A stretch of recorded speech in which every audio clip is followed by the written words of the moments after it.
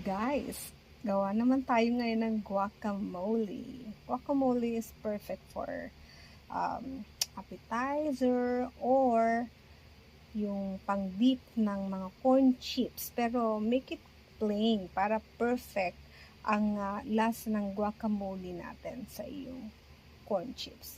Okay, let's start. Here are the ingredients. We have avocados, of course, that is the main ingredients. Avocado, yarn.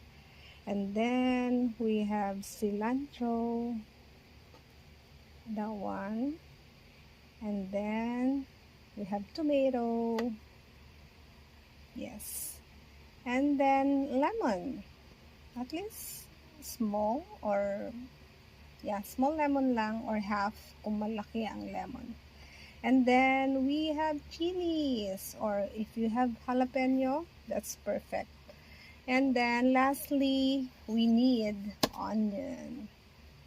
Okay, so let's cut it, all the ingredients, and then combine together.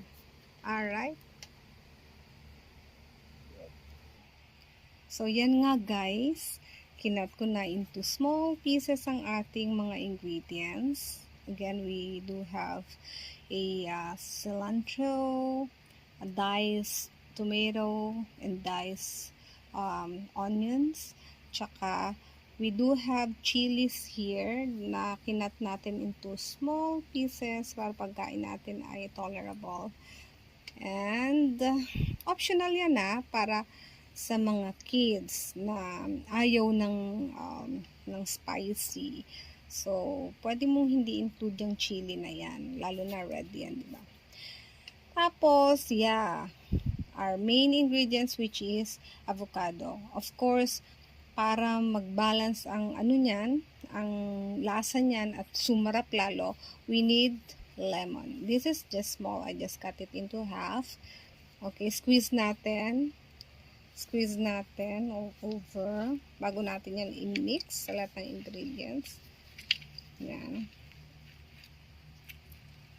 Okay,